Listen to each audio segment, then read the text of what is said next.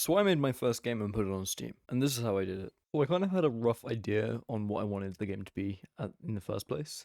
I was trying to go for a more retro style game where you kind of rotate the screen to let gravity drag your player through the levels, and I wanted it to be a puzzle game while also having a hint of like psychological horror in there.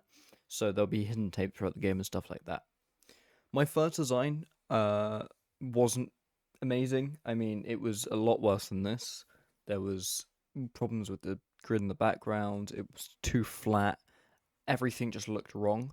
However, I had the base kind of like idea of design for the background and like the TV screen type shape, and so I was happy with this and started working on more of the visual effects side of things to kind of bring it to life and make it look a bit more like an old TV screen. And wow, did I pull through? I mean, I got the exact look I was looking for with the old scan lining on the TV screen and that slight bowing of the edge of the TV screen as if it is an old TV with that sort of fishbowl type shape to the front of it. I mean, it is perfect personally for what I need for my game. I think that is as good as it's going to get for me personally. It was quite a lot of work. I mean, it was a global volume with a bit of lens distortion, film grain, panini projection, vignette, a bit of gamma gain, and bloom, and then a little bit of chromatic abrasion around the edges to give that slight glitchy effect around the edge, just slightly. But anyway, I think this has turned out perfectly. I mean, there is nothing that I would change personally. It's exactly what I need for my game. And so I want to start working on kind of like the basic look of my game overall. And boom, there we go.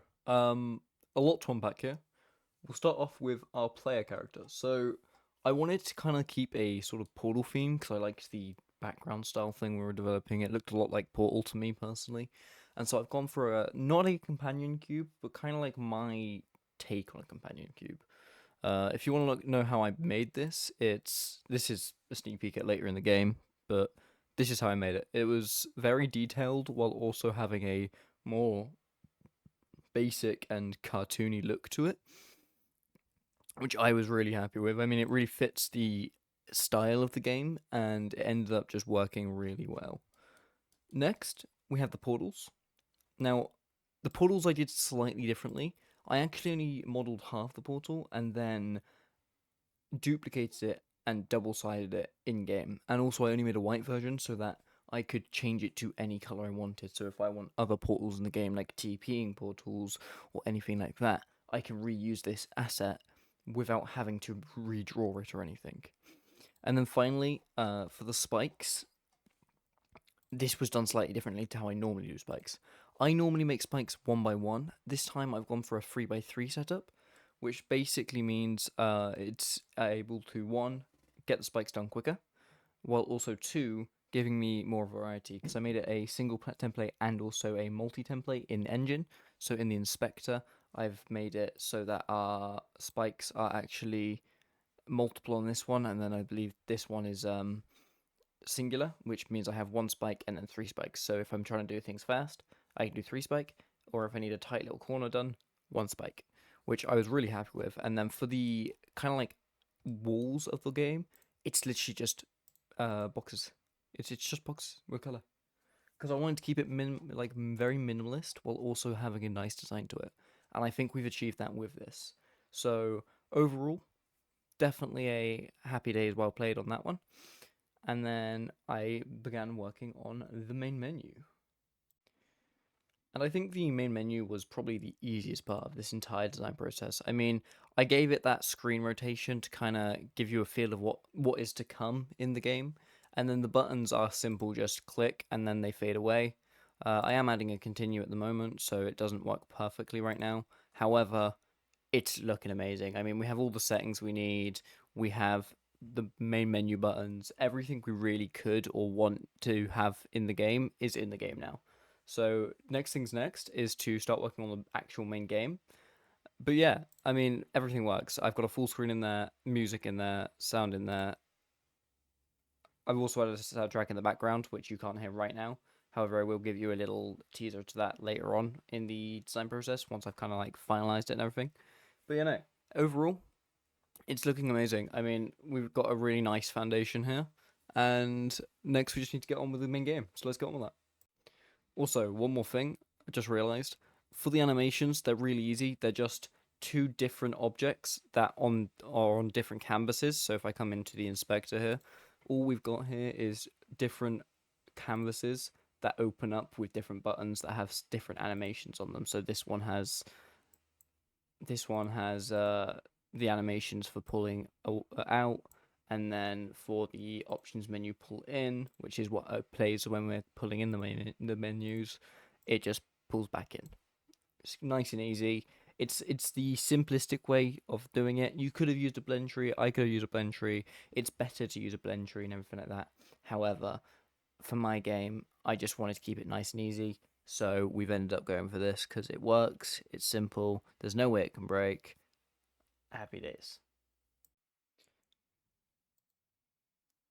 And wow, is there a lot here? I mean, I have put a lot of work into the actual main part of the game here. I tried to make the tutorial kind of like not too info dumpy and more just you know what to do, get on with it type thing. The games ended up being really good. I mean, for the rotating screen, it's just a simple script, and I'll pop it up on screen now. But it's just a simple script where it essentially just rotates the screen by 90 degrees every time you press A or D. Obviously, there's more to it than that. However, those who actually know how to code will understand it a bit better than others. And so I'm just going to keep this video general and broad for all of you. It was a lot of work, don't get me wrong. I mean, it was one of those things where I ended up working on the rotation script itself for I think 2 days, trying to work it out, learning how to do quaternions, I think they're called. Wow, it was a lot, but we got there. For the kind of like fade in, fade out of each level, it's literally just two PNGs that I shrink and grow again, and then change the color of as we come out in and out of it, and it's just connected to a on collision with the portals. So when you collide with the portal, it plays that and then switches to the next scene. And then also we added a bunch of different puzzle pieces and different things you can do in the puzzles, which I will run through now.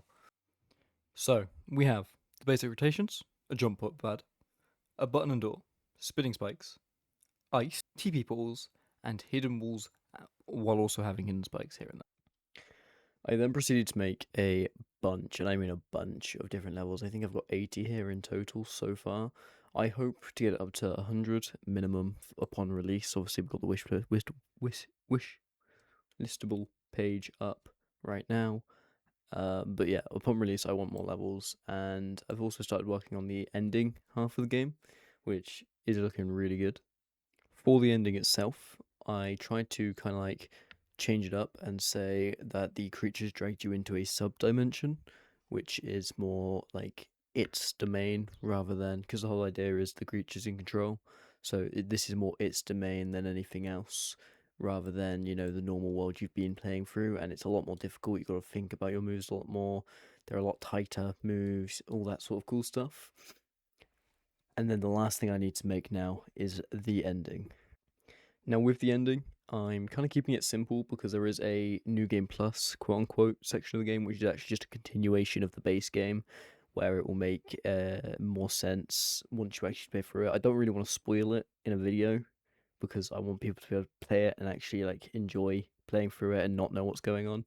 So for now, it's just the creature actually popping up on screen and then talking to you a bit, saying that this is only the beginning, yada yada, and then it's gonna glitch back to the main menu, and you're then gonna be able to click continue into the New Game Plus, which will be a harder, more it's all done in the creature's dimension type area of the game, which I think will be really fun to play through. But yeah, as of right now, that's where I'm at with the game. I want to hopefully, you know, get another video out in the next week or so on the New Game Plus half of the game. But for now, this is it. I mean, I'm happy with where we're at.